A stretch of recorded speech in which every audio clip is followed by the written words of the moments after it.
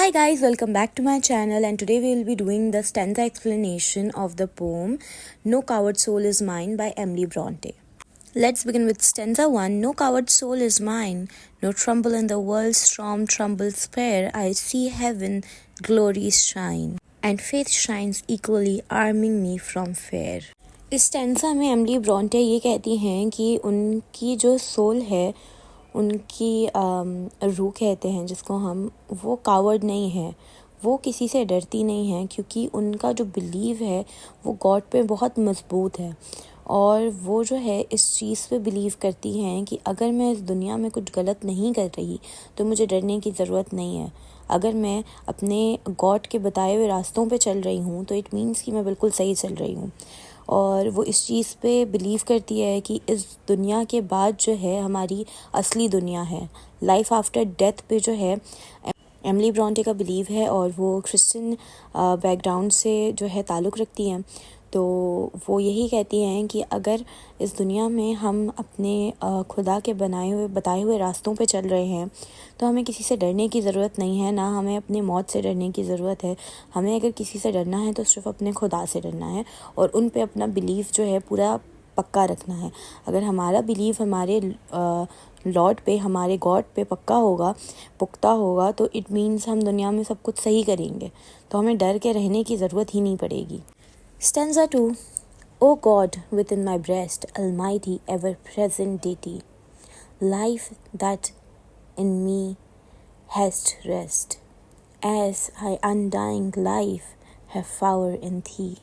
Stanza 2 में जो है हमारी पोइटिस एमिली ब्रॉन्टे ये कहती हैं कि जो हमारे गॉड हैं वो हमें नज़र नहीं आते, वो हमें दिखते नहीं हैं कभी, पर हमें इस चीज़ पे यकीन है कि वो हमारे पास है और वो हर जगह प्रेजेंट है।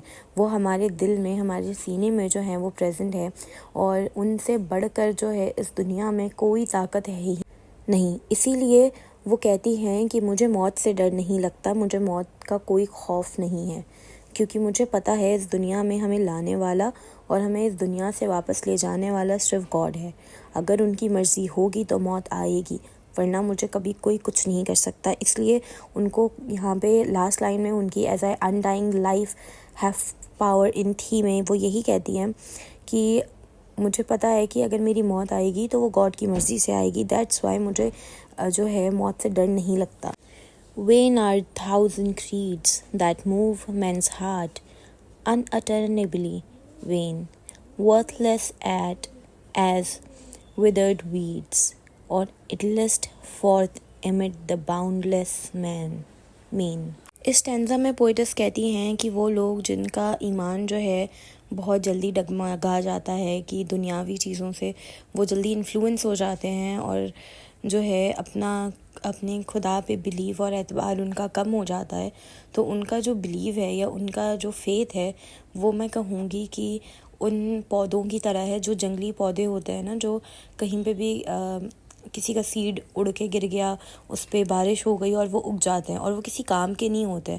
तो मैं कहूँगी उन लोगों का ईमान और उन लोगों का जो फेथ है वो बिल्कुल यूज़लेस है, उन जंगली वीड्स की तरह। वीड्स को हर्ब्स भी कहा जाता है और क्रीड का मतलब फेथ होता है। तो ये कहती है कि उन लोगों का जो फेथ है वो बिल्कुल यूज़लेस है और किसी काम का नहीं है, जो दुनियावी चीज़ों से डगमगा जाए।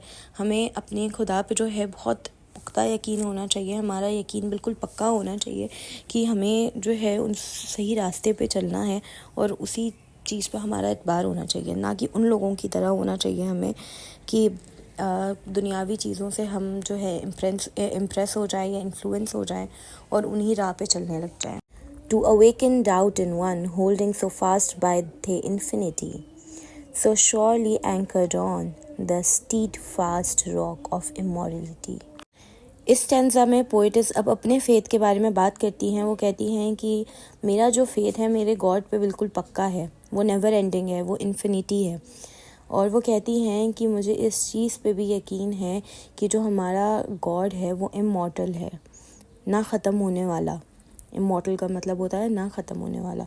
तो हमारा गॉड इमॉर्टल है और मैं इस चीज़ पे यकीन रखती हूँ कि जो है ये दुनिया हमारे खुदा ने बनाई है और मेरा जो फेथ है, जो ईमान है मेरे गॉड के ऊपर, वो कभी ख़त्म नहीं होने वाला।